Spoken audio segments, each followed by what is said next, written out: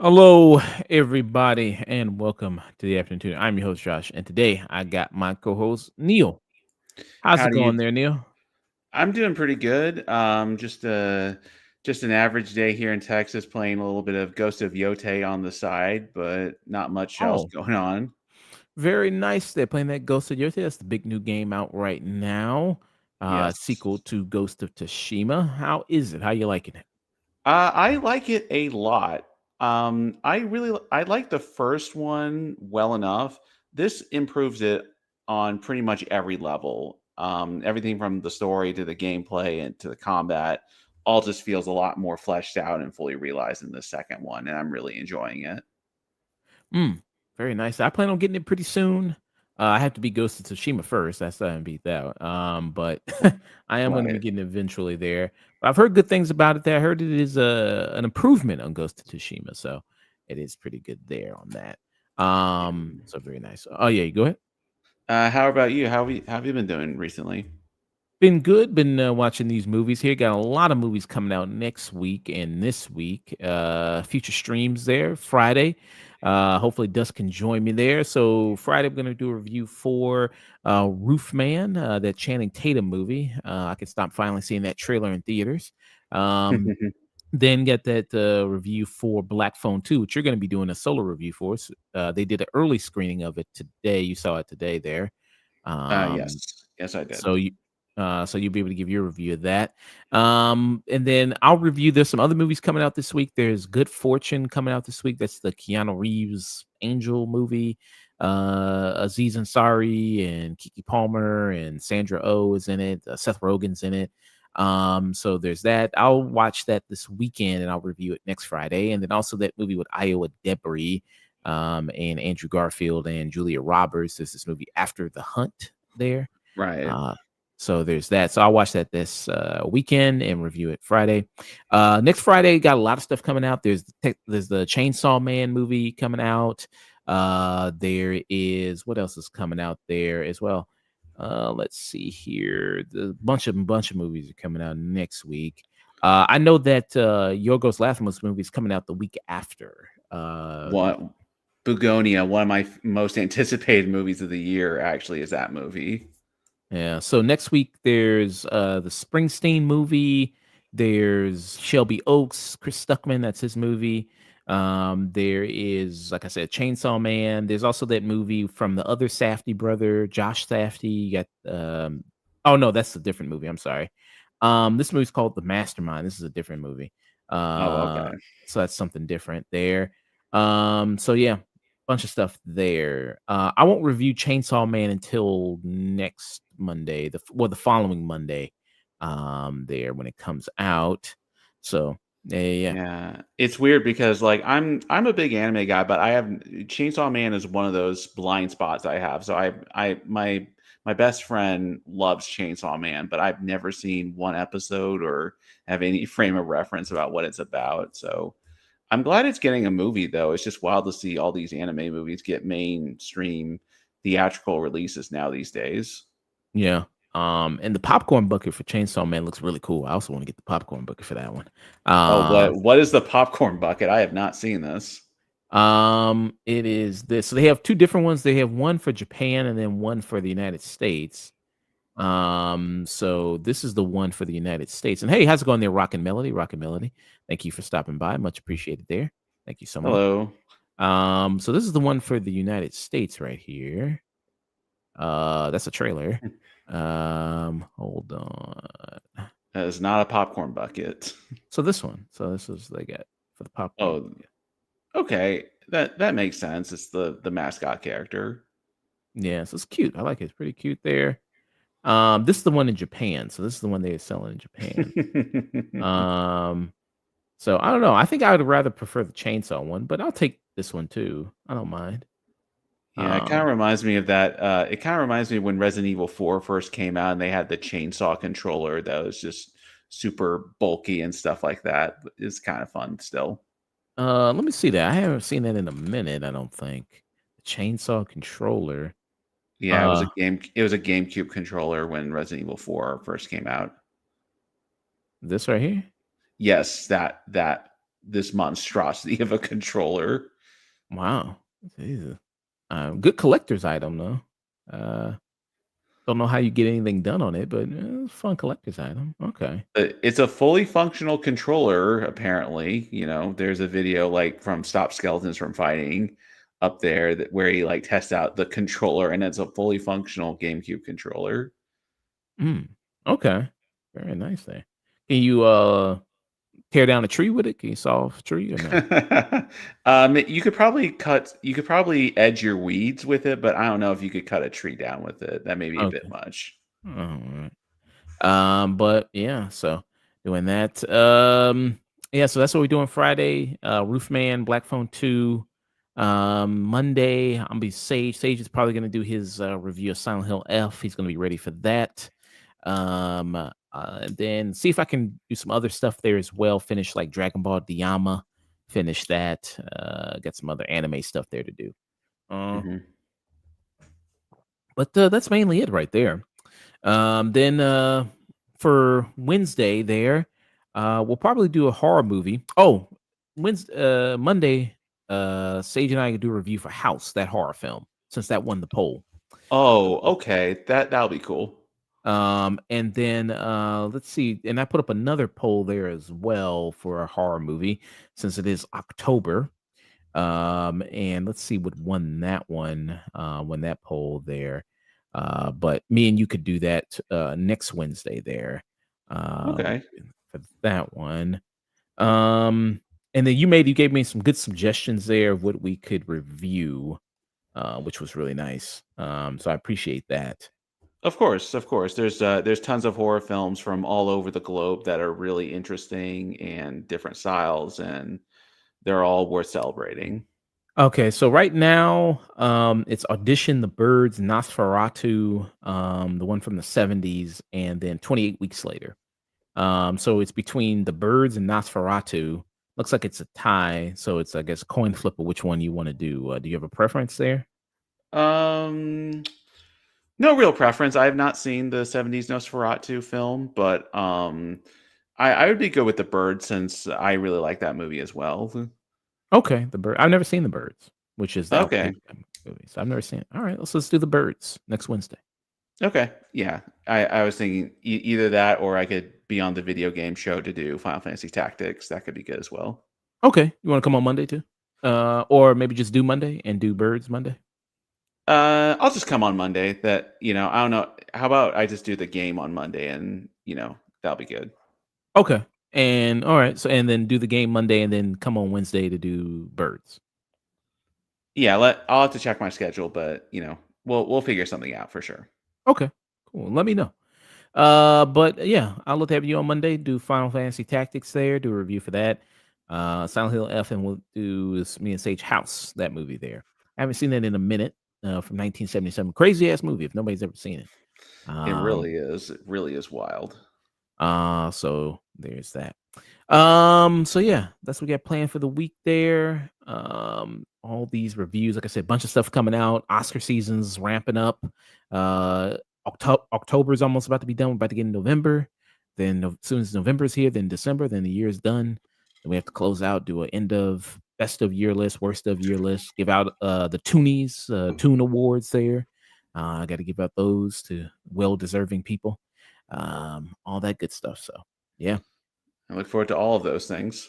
Yeah, but let people know about you, what they can find that you got going on, all that good stuff. All right. So everyone can find me on the PlayStation Network, Letterboxd, and Instagram and Blue Sky at Daft Neal, DaftNeal.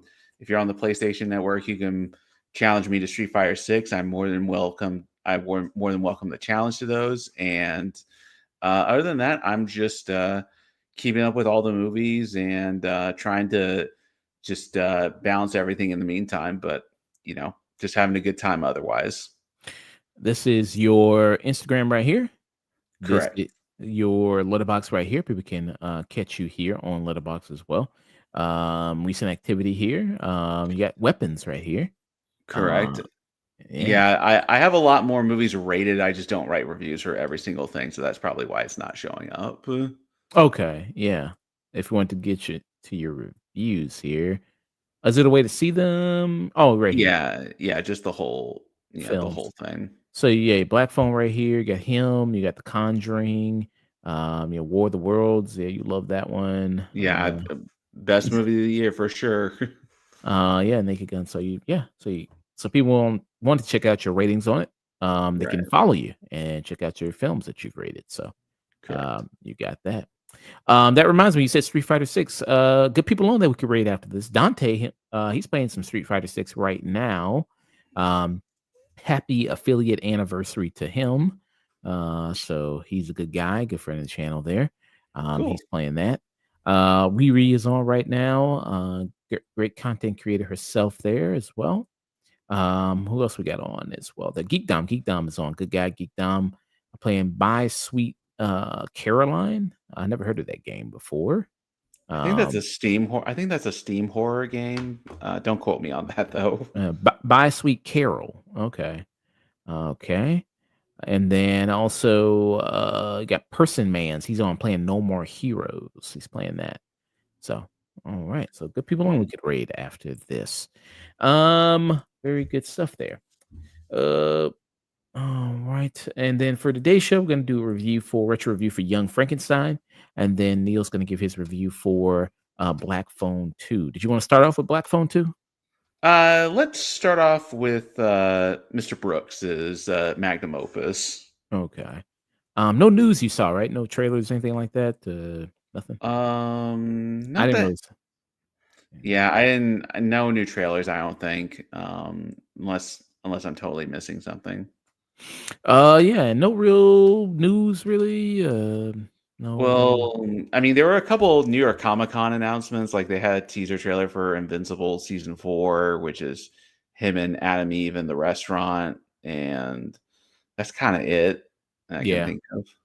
yeah, they didn't really release anything. People just recorded it on their phones and like Daredevil Born Again season 2 trailer, and that's it, Hmm. and all that. But they didn't really officially release anything. So Yeah, there's that. But all right, let's do Young Frankenstein, and then we'll do Neil will do his review of Black Phone 2. And then that's it. So sounds good. not gonna be a super long show. Can't be a super long show today. I gotta go see a Roofman today. I got a screening at 9 actually. All right. Um so all right, let me pull up my notes for this and we go ahead. Oh, very, very good. This movie was tough to find. It was on no streaming service. You know. Uh I was able to find it on the Internet Archive. There's a version of the Blu-ray of it, so less than oh. a little dubious, but it's there. Yeah, Amazon. Usually, it's find it on Amazon for like $4, or you can rent for $5 or something like that. But yeah, you have to really dig to find this one. Yeah, All right, let's go. Let me get the trailer for it. I had a strange problem with YouTube today. For some reason, there was tons of videos that wouldn't load or anything like that. yeah, I was noticing that too. Yeah. All right, people. So, our first review of the day is going to be for the film Young Frankenstein, or should I say Frankenstein, as he likes to be called there. This is a 1974 film here, directed by Mel Brooks, the legend himself there. Mel Brooks, who's known for doing such amazing kind of spoof movies there, such things as Spaceballs, Blazing Saddles there, History of the World Part 1. And in this movie here, he's tackling Frankenstein, the lore there of this. And here you have Gene Wilder, who's playing the grandson of Victor Frankenstein there, the mad scientist there who reanimated corpses to create his monster, Frankenstein's monster there. And then Gene Wilder in this, like I say, he's playing young Frankenstein, the grandson, Victor Frankenstein, and he travels back to Transylvania to prove that his grandfather was crazy, to prove that he was insane there. But he ends up, while he's at Transylvania, having his own experiment there. And so that's kind of the situation you have with this film. And comedy ensues, as they say. And in this movie, if you've are a person who's familiar with Mel Brooks movies, you'll see a lot of frequent collaborators like Gene Wilder's in this.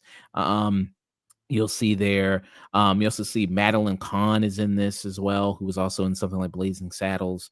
So you see some frequent actors he's worked with before. But this was directed by Mel Brooks, written by Mel Brooks, also written by Gene Wilder and Mary Shelley there as well, who is the original author of Frankenstein there, all the way back there. Who Mary Shelley wrote Frankenstein, I believe, when she was 19, 18 years old. Yeah, she was extremely young when she wrote it, and it's one of the first like technical sci-fi novels ever written. So it's quite an impressive feat on her end. Yeah. So, Neil, what are your thoughts on young Frankenstein there? So Young Frankenstein, sorry, is widely regarded as a comedy classic, and seeing it again recently, it's very easy to tell why, because this is a borderline perfect comedy movie. It's one of the first examples of a spoof movie that you would later on go to see movies like Airplane or The Naked Gun and things of that nature. And it's and it's still to this day one of the best examples. And it just is a very meticulously crafted movie. It's not just a bunch of random jokes just strung together willy-nilly. There's a craft to this movie, and it really shows just how much thought and effort was put into this, because the comedy here is just incredible from start to finish. Mm. And they really try to capture the look of these old school monster movies. I mean, this movie's in black and white, as you see there. So they really try to do that as well with it. And it has very classic Frankenstein characters there. Igor is in this there, which is a very much carryover from many, many of the Frankenstein adaptations that you'll see. Um, which is nice there. You have Gene Wilder leading this, which at the time, Gene Wilder was heavily iconic actor from being in such things. Willy Wonka was also he was in 1971. Like I mentioned, Blazing Saddles before, he was also in that. But yeah, I mean, he was on a great streak there as well. There, I mean, he was also in Producers, which was in 1967. Right. So yeah, really just doing such amazing stretch of work in that period of time. And it kind of is, like I said, the spoof movie, kind of parody of the Frankenstein lore there that we all know. And we did this review because at the time we got two Frankenstein movies that are going to be coming out, the one from Guillermo del Toro and the one from Maggie Gyllenhaal there called The Bride. And there was even one a couple years ago, Yorgos Lanthimos, who did Poor Things, which is basically kind of like a Frankenstein type movie there with Right. that. Um, but it's a movie that you really have to watch. I think Young Frankenstein. This is my first time watching it, but I think I really wanted to watch it again, not only because how good it was, because I think there's so many things in this that you have to like catch again to really get the full context of the jokes there. And there's probably always, in great comedies, little things in the background, things that you didn't catch from actors saying or doing that really rewards you from multiple viewings of it. What do you think about that? There, yeah, there's a lot of really great joke crafting, a lot of really clever wordplay, and just subtle jokes throughout the entire movie. And what really impressed me watching this is just how detailed everything is. Everything from the way the movie is shot to the way the scenes kind of play out is very much in the style of the 1930s and 40s Universal horror pictures. In terms of like how the how the characters act with each other and how like the scenes will play out. And that's really, it's that attention to detail that makes the movie work so well, because the jokes in this movie are not just specifically Frankenstein jokes. They're wordplay jokes. They're situational comedy jokes. They're character jokes that just happen to revolve around this crazy scenario that the characters are in. And it's that combination of the really just finely tuned joke writing, character writing, and the craftsmanship of the stuff that they are spoofing that makes this just work so well. I was very impressed by all of that. Yeah. I think that's shown here in the scene where he's talking to Igor there. But here he says Igor instead there. And I'll play this. Frankenstein. You're putting me on. No, it's pronounced Frankenstein. Do you also say Froderick?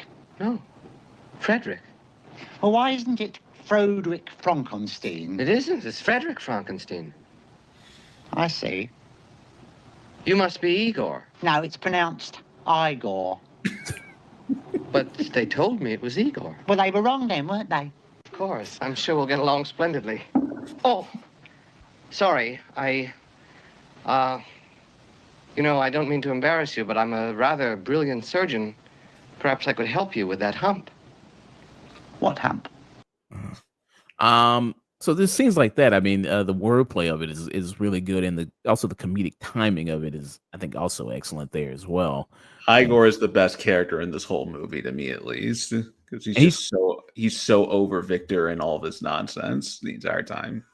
And it's played by Marty Feldman in it, and I mean, he kind of has. I mean, he just seems like a guy kind of born to play Igor a little bit there. Just given his look. I mean, this is the actor in real life there, so I mean, yeah, you just got to look for it, you know. Role he was born to play there. Boy, no makeup needed for him, I guess. Yeah, and he was also in some other Mel Brooks movies as well there, and he's been in plenty of other comedies too. Mighty Python was also one of the other things he was in.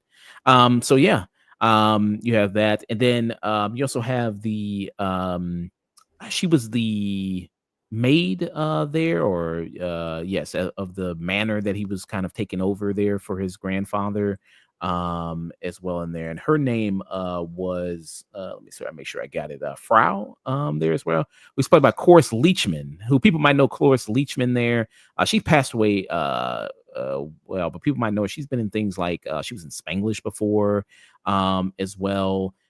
She's also been in, I think she was also in Bad Santa, as if I remember correctly. She was in that movie. Yeah, she was in Bad Santa and tons and tons of other comedies for sure. Yeah. What did you think about her character there? Oh, she's great. She's, there's a little bit more to her character that you find out later on, but there's so many just great jokes with her. Like the fact that every time they say her name, lightning strikes and the horses freak out. That's one of the best jokes in the movie. And it's just, she plays insanity really well, because you figure out like what her motive in the whole thing is, and when she explains, it's so stupid and so silly that you love it and you love Cloris in this for sure. Yeah, I think that's shown in this scene right here, where she's playing the violin, which is really great there. Yeah, that's what I was talking about. All the time. Yes. You played that music in the middle of the night. Yes. To get us into the laboratory. Yes. That was your cigar smoldering in the ashtray. Yes. And it was you who left my grandfather's book out for me to find. Yes. So that I would. Yes. Then you and Victor were. Yes. Yes. Say it. He was my boyfriend. I mean, like everybody in this movie, really over the top, really dramatic, and a lot of their performance there, which really adds to it. Like you said, the whole universal monster kind of movie that you have. How many Frankenstein movies do you think you've seen there, adaptations of Frankenstein? Okay. All right. If we're counting Poor Things, I've seen this and Poor Things, the original 30s movie, and bits and pieces of the Kenneth Branagh one from the 90s. So admittedly, not all of them, but a fair number of them. Yeah, I don't think it's tough to watch all of them. I mean, there's many probably Frankenstein adaptations that we've had over the years there. Right. But yeah, I mean, do you also want to count Creature Commandos? That's kind of like Frankenstein. You know what? Sure. Why one. not? Why not? But yeah, I don't think I've seen many of it. And this was my first time watching Young Frankenstein there. I've seen some other Mel Brooks movies there, so I'm somewhat familiar with his comedy because I've seen History of the World Part 1. I've seen Spaceballs there. I've seen Blazing Saddles. To me, I think the pinnacle of his work, if people want to say, hey, maybe one definitive things, I think either people would go with Blazing Saddles or maybe The Producers. What would you say? Oh boy. it's like a coin flip between this Young Frankenstein and Blazing Saddles, just because Blazing Saddles has the benefit of being so controversial and risque for the day that it was made. And this one just really nails just the very specific spoofing style that, would go on to be further developed later on. But this is a real Sophie's choice about which is the definitive Mel Brooks movie between these two things. Yeah, and Blazing Saddles was the movie that everybody says that you can't make this movie today. I mean, that's always the number one movie there that people talk about, in reference to that. But there's a lot of great bits here in Blazing Saddles there, and very much a kind of a spoof and look at westerns there, which I thought was really great there. With that Mhm. fantastic film there, if nobody's ever seen it. Yeah, and I think he also keeps it at a good a pace there with these movies. Like they don't, overstay their welcome. This is a nice hour and 45 minutes there with this movie. And it seems like he does a lot of research into his movies, just like with Blazing Saddles being a Western. He does a lot of that with Young Frankenstein, like you said, capturing that period, getting what makes these movies kind of great there. And I think that's great attention to detail, which adds a lot to the comedy on top of the writing, on top of the performances as well. Right. And what I appreciated most about the jokes is, I said this earlier, but the thing I appreciate most about the jokes is just the fact that it's not just overly specific. There's a lot of, I mean, there's jokes about the scenario they're in, and the whole when the monster comes alive, played by Peter Boyle. But at the same time, most of the jokes are just character interplay and very funny character and wordplay together. And I really appreciate just how much effort was made to make the jokes not just a one trick pony. Mm. And like better comedian people you've probably seen if you haven't seen this movie and other things. Madeline Kahn in this, who initially plays the wife or girlfriend there of Frederick Frankenstein. There, Madeline Kahn, who plays that, and Elizabeth is her character. She was also in Blazing Saddles, I mentioned before, and she was in Clue. People, remember her character from that as well, which is another classic kind of comedy there. And she adds a lot to every role she's in, and even though she's not in this movie a whole lot, she's in it at the beginning and then at the end. She still injects a lot of great stuff there. What'd you think about her in it? Oh, I thought she was very funny. You are right that she's not in it a ton, but she does a really good job of making her character funny and enjoyable, even though she has very limited screen time. The other female character that I was super impressed with was Terry Carr, who plays the lab assistant that Igor hires for Victor Frankenstein when he comes to Transylvania. She does a great job with. There's a bit with a revolving bookcase that has a lot of great physical comedy that Terry Carr does very well in as well. Mm. I got that scene right here. And she looks amazing in this movie as well. There, much like with the other female leads of this. Right. It seems louder over here. Hand me that candle, will you?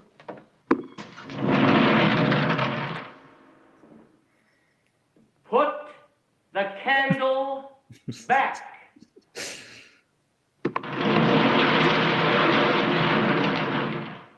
All right. I think I have it figured out now. Take out the candle, and I'll block the bookcase with my body.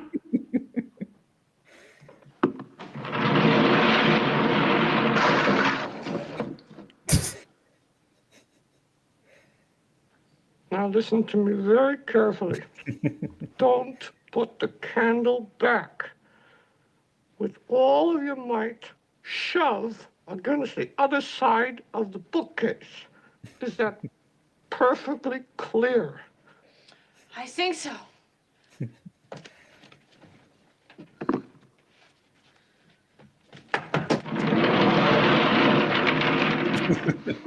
Good girl. Put the candle back.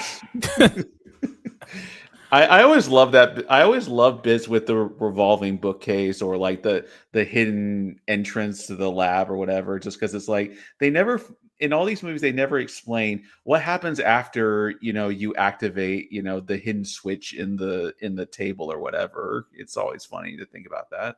Yeah, that is a good bit there. Yeah. Do you think there's any particular? I mean, you mentioned Igor there. You think he's probably the best person who stands out even amongst this kind of super talented cast there? I think Igor and Peter Doyle, who plays the monster, really stand out to me. Igor, just because one, I like characters that are sort of like, I'm over this shit, and I don't need to. I'm kind of just here for the paycheck at this point. And Peter Boyle, he's just very funny with his sort of caveman guttural noises that he makes, and not to spoil anything, but there's a bit towards the end with him and Frankenstein trying to demonstrate how well the science has progressed. That is legit one of the funniest scenes of like any spoof movie I've ever seen, and he just does a terrific job with it. Yeah, and this is this scene right here. Yes. Fashion sits.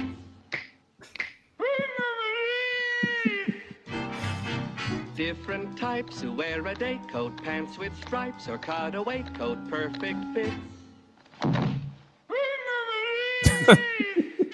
Still hasn't figured out the speaking too well there with this. And Peter Doyle, people I know he was the dad from Everybody Loves Raymond. He was in that. Yeah. That was the first thing I'd ever seen him in, was in Everyone Loves Raymond. And then to hear when I was a teenager, like, oh wait, he was in a Mel Brooks movie? What? That's Yeah. surprising. And there's some good, physical bits with him. We barely, mentioned the monster there, Frankenstein's monster. And even like again, I'd say it's a pretty good cast in there because he's kind of got the forehead. He definitely got the Frankenstein type forehead there, for a guy like that, and like definitely has that look to him. So, Right. also spot on cast in there, I would say. Um, but there's like some good bits with him. There's one where he breaks out of the lab and then he goes into the village. And then he meets a guy who gives him some soup there, and the guy's constantly pouring the soup on him. I think is really good there. That's a funny bit. So yeah, that's really awesome there. Yeah, I mean the standouts, Igor there or Igor. Mm, I think he does an amazing job. I think even amongst everybody else, he's really a great standout here, and he has like a really great moments in this of just what he says.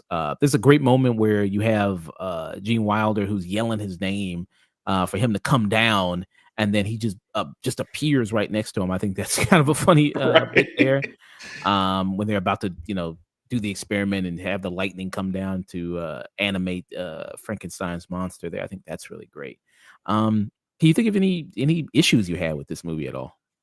Honestly, no. I mean, it's, for the kind of movie it's trying to be, which is, a spoof movie of a horror, of like a type of horror film, it's basically perfect for what it's trying to do. So, honestly, no, I got no issues with this. What will be your final thoughts rating for it? Final thoughts is, this is a comedy classic and it is rightfully remembered as one. It's still hilarious today. And I think anyone who appreciates comedy of any kind, even if you have no frame of reference for the Universal monsters or anything like that, anyone who appreciates comedy will love this movie. And it's one of Mel Brooks's best movies. It's one of the best comedies of the decade it came out in, and it is peak cinema for sure. This is just perfect comedy filmmaking on every level. Mm. So what will be your rating there? This a this is cinema because This it's just perfect at everything it tries to do. wow, this is cinema. Hard to top that. Yeah, I give it a strong peak myself. They're bordering on This Is Cinema. Yeah, amazing story there. Another classic film from Mel Brooks there to see. I don't think it's as good as something like Blazing Saddles, which to me is my favorite Mel Brooks film there. But I think Right. having seen this and having seen his other movies, I think this is like second for me, but it's a close second. Um, I think that's totally fair. yeah, I just think that a lot of the gags I think work better, maybe for me in Blazing. That's just maybe slightly funnier there, which I think kind of work there with it. But yeah, this is a movie you can watch over and over again and find new things to laugh about it in, which I think is always a mark of a great comedy or just great film. Period. There, the writing is incredibly sharp here. The performances are incredibly sharp. Everybody plays their part excellently well, and yes, this is a movie if you can find it, or maybe just buy it on Blu-ray. I think you probably just be better off just buying it on Blu-ray and then searching online.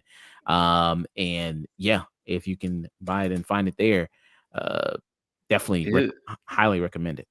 it is so weird how like some movies just are not easily available, even though they should. This is like one of the most famous comedies of all time, and yet it's not. It's not easily available on Amazon or Netflix or like any number of streaming services. It's very strange. Yeah, even Tubi. I was expecting like, oh, maybe Tubi's gonna hold me down because Tubi usually has some like classic stuff on there. But no, that didn't even hold me down. So, Right. yeah. So you give it a This Is Cinema. I give it a high peak there for Young Frankenstein there. Uh, Yes.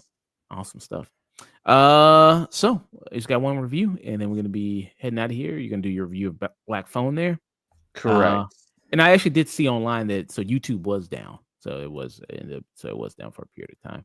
Okay. Uh, Cool. yeah. So let me cue this up for you and go ahead and All get right. started. Let's see here. Let me pull up the trailer for it. All right. Let me know when you're ready for me to start. All right, and I guess it's still the same people on. We can rate after this. Oh yeah. All right. So Neil is going to give his review of Black Phone. He got a chance to see it early. Neil, what are your thoughts on Black Phone 2? All right, so The Black Phone 2 is a sequel to the 2021 movie The Black Phone, which was directed by Scott Derrickson and written by both him and C. Robert Cargill. The original one is a very good ghost story. It's essentially about a kid that gets kidnapped by a serial killer, but then you find out that the kid actually has psychic powers and ESP based on through his mother. So it's kind of an interesting twist on the horror genre because it's the protagonist that has the supernatural powers rather than the antagonist. So the second one picks up years later after the conclusion of the first, and this kid that you see right here was the main character from the first one, Finney. His sister Gwen starts having psychic powers as well because she ends up getting a call from her long deceased mother from the other side saying there's this mystery that happened at this camp from years and years ago, a ghost mystery, and you and your brother have to figure out what's going on to put these souls at rest. What happens is they go to the camp and horrors ensue, including the return of Ethan Hawke as the grabber. This is a very strange movie, quite honestly, because I thought the first one was very good at what it was trying to do, and this one is kind of a case of diminishing returns. Unfortunately, the setting is different, but at the same time, the emotional core of the characters or the scenario they're put in just isn't as strong as in this one, and it's unfortunately kind of a letdown. Mm, interesting there. Um, and I thought the first Black Phone was okay. I thought it was all right. I wasn't too huge on it. And you do have the same creative team coming back to do the sequel, like you did the first one, Scott Derrickson and C. Robert Cargill. Um, so what do you think is the attributing to the drop down in quality in this sequel? Do you think is it because it's just in this new setting? You think mainly?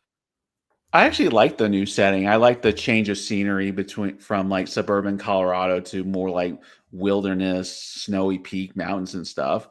I think what the problem ultimately is that the original film had a really strong emotional core with the siblings, Finney and Gwen. Finney's kidnapped and Gwen is kind of experiencing her psychic powers at the same time. But the emotional core of that movie is about these siblings you know, trying to understand the powers that they have, but also overcome the trauma of their mother's death and their home life in while this horrible situation is going on around them. The sequel does not really have a strong hook like that. It's more just kind of a generic ghost story, unfortunately, where Gwen and Finney kind of get roped into this mystery of the camp. And even though the stuff that happens at the camp is connected to there's an attempt to make it the stuff at the camp have more emotional, but at the same time it just doesn't really work because one, the mystery is just not that interesting. It's kind of a mystery that you could see in a Conjuring movie without any hiccups. And two, there's just not really an interesting place for either of these characters to go. They've already had their trauma about learning about their psychic powers and learning to accept their lives with them. But in the sequel, there's not really an interesting place for them to go other than for Finney at least to be to have PTSD from his encounter with the grabber, and for Gwen to have this whole arc about reconciling with her mother's death and everything. But it's just there's just not really a strong emotional core to any of these things. Okay. Um, and with this movie here, so the fact that it takes years later, because the first one was in the 70s, and then this one's in the 80s here. Does it Correct. kind of play with the more of the horror tropes and horror movies that were famous in the 80s? Does it try to kind of match that there? In some ways, yes, because Ethan Hawke plays the grabber, and he is back in this. So, spoiler alert for the first Black Phone, he died at the end of it because like the spirits got him. In this one, he actually is a spirit because since the kid's powers involve communicating with the dead, it makes sense that he would be targeting them. So, unfortunately, what happens though is since the grabber has these supernatural spirit powers now, it kind of makes him a less interesting character because they just kind of turn him into Freddy Krueger because he can interact with people in the real world and do mess with them from the spirit world. But at the same time, when you watch the original film, part of what made that film interesting, at least to me, is just the fact that the psychic powers were purely on the protagonist. When you have both the protagonist and the antagonist have some sort of spiritual power that can like mess with each other and all that, it just makes the dynamic a lot less interesting and a lot less nuanced, and two, it just makes the character of the grabber a lot less unique because he's just yet another ghost guy with powers. Mm. And that was going to lead into my next question. Ethan Hawke in this, people praise his performance in the first one. So when you say they try to turn him into Freddy Krueger, is that only in like his powers only, or does he start cracking jokes, or is he less serious than when he was in the first one? Like what happened? Personality wise, he's pretty much the same character as in the first one. He's pissed off because Finney killed him at the end of the first one. So personality wise, he's about the same, but power wise and how he operates, it's totally different because in the first one, he's just a straight up serial killer. And in this one, he's calling Finney from the phone saying, like, I'm going to get you, Finney, and stuff like that. And, and messing with Finney and his sister and the other characters through this dream world. And that's why I get the Freddy Krueger comparison because he's sort of supernatural in and out of both worlds. But unlike Freddy Krueger, this is more of a script writing problem, and this may be on me, but I was very confused about what his powers actually were because there were times where he was interacting with things in the real world where I didn't understand how that was possible given the rules that were established in the first one. Because in the first one, the main crux of the movie is that Finney's captured in the grabber's basement, and there's a phone where the spirits of the dead call him from, hence the name of the series. But in this one, the spirits contact him all over the phone, but they also interact with him in more like tangible ways. So it just doesn't, it's confusing to me about how his powers work because they seem to contradict the nature of the spirit powers in the first one. But it just also makes the proceedings less interesting because we've seen this routine before, not just with Freddy Krueger, but with the Conjuring ghost, with the Babadook, with the Hereditary monster, that sort of thing. Mm, okay. Performance wise, I mean, you said he's pretty much kind of the same. Does he, even though this movie's a weaker kind of, you said weaker than the first one, does he still make it worth kind of seeing a little bit? He does. Ethan Hawke is very good in it. He's not in it enough, quite honestly, but he is very good in it. And the acting is pretty solid is pretty solid all the way around. Mason Thames and Madeline McGraw play the two main kids, and they do a good job. There's a new character, Armando, who's played by Damian Bashir, who is one of uh, lead the leaders of the camp they go to, and I actually really like that character. He was, probably the best addition to this movie, just because he's sort of a world weary guy, trying to figure out what happened to what happened in the past at this camp, but also trying to help. But and also Jeremy Davies from Lost is the kid's dad, and he's good in this too. But so it's not an acting issue really, because I think the acting does a good job with the material. Oh, okay. Cool. I mean, yeah, I saw in the cast here, Jeremy Davis is in this, Charles Manson himself. Okay. Right. Is in it. Did he Oh, play? Did he play Charles Manson? he played it twice because he played him in Mindhunters and he played him in Once Upon a Time in Hollywood. Yeah. Oh, right. I forgot. I forgot he was in Once Upon a Time in Hollywood. Yeah. So yeah, he played him twice there. But yeah. So what would be your final thoughts and rating for Black Phone? Final thoughts for the Black Phone 2 is that this is unfortunately just a weaker movie than the first one, and it's a victim of diminishing returns. I don't know what could have been done to make this a stronger script, but the real lack of a solid emotional core with its central characters is ultimately the biggest flaw. And the fact that they make the interaction between the protagonist and the antagonist a lot more generic and by the numbers. It's disappointing, but I didn't hate this movie. It's just an overall disappointment, given that I thought the original Black Phone was a really solid movie. But I don't think I think if you see it, I don't think you're gonna actively dislike it. I just think you're gonna think that there's a better movie that could be made here. So it's a low stream it, a bit of a disappointment, honestly. But there's I think there's enough here to have some diehard fans enjoy it, but just not me, unfortunately. Okay. Low streaming for Black Phone 2. And what did you give the first film? What would you give that one? I would have given it a tune in, Okay. sort of like a 3.5 out of 5 movie. So I'd give it a tune in. All right. Cool. So you give it a tune in there. Awesome stuff there.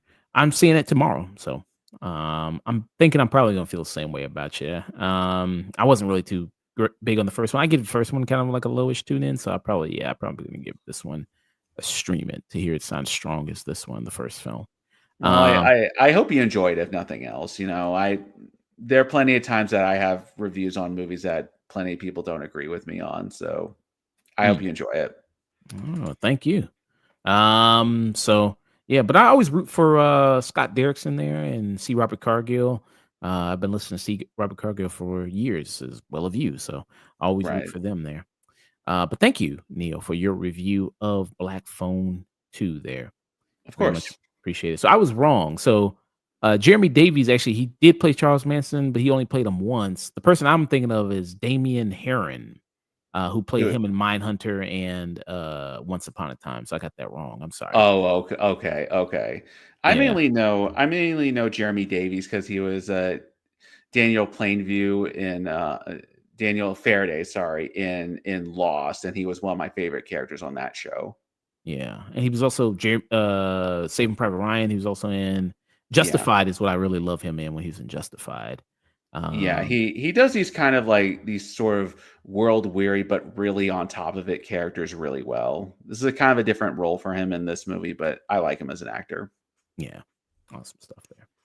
Yeah. Wasn't the Jeremy Day also in God of War? Wasn't that him in Ragnarok? Oh, yeah, no, he was in the 2018 game. He was Baldur in that game. Oh yes, 2018 God of War. Yeah, Boulder. Yep. Yeah. All right, we're heading out of here, people. Thank you so much, Neil. Joining me this Wednesday. Friday, I'll be joined by Dust there. Dust is gonna join me. We're gonna do Roofman and Black Phone 2, the movie that Neil just reviewed there. Right. Then Monday, I'm gonna be joined by Sage from Rated M for Immaturity. We're gonna be doing House, 1977 movie there, and also he'll probably have his review of Silent Hill F. Maybe he'll also have Ghost of Tsushima. He's got to do those co-op missions there to finish out the game. So maybe he'll have that ready as well by Monday or Wednesday. Hopefully, Neil's able to join me next Wednesday there, and Right. we'll be able to do The Birds, Alfred Hitchcock, do that movie there. Have not seen that movie before. Is that that'll be 2 Universal movies, right? 'Cause Yeah, I'm pretty sure all of Hitchcock's movies were Universal ones. yeah, he was the true monster of Universal. If you hear the stuff about him, Well, uh, and luckily for us, The Birds actually is on streaming, so we won't have to jump through hoops and hurdles to see it. Peacock, yeah, it's good old Peacock. So very nice. You Yeah. got Peacock? Through my mom, but yes. Okay, well there you go. The peas be cocking over there, old Peacock. So Yeah. yeah, the birds there. I think the only Hitchcock movie I think I've seen is Psycho. I think, That's but a really good one. That's a really good one. classic one there, good old Psycho. So yeah. Have you ever seen those TikToks of people doing the Universal tour and you see like Norman Bates come out the house and people go, oh, and they Oh. scream and shit. I haven't seen the TikToks, but I actually have done that before. It's pretty fun. Oh, okay. You got scared and everything like that. Yeah, pretty nice Yeah. there. Did you Ah. take a photo with Norman Bates? Yeah. No, I didn't quite get close enough to him on that. So, Okay. next time. Yeah. So birds there, and then Friday, that next Friday there, I got a lot of stuff to review that next Friday with Dusk there. But I'll go ahead and send you over to Dante. Dante is playing Street Fighter 6. So it seems like since you were talking about it and you were playing it, I'll go ahead and give him a raid over there. Right. While I do that, Neil, one more time, what can people find you got going on? What you got coming up next? All that good stuff. Well, right now I'm playing Ghost of Yote, and I look forward to being on more reviews here and reviewing the Oscar contenders, including Begonia. And everyone can find me at Daft Neal, DaftNeal on Instagram, the PlayStation Network, Threads, Blue Sky, and Letterbox. So, hit me up, everyone. Very cool. All right, people. Stay tuned. Out of here. Catch Peace. you later.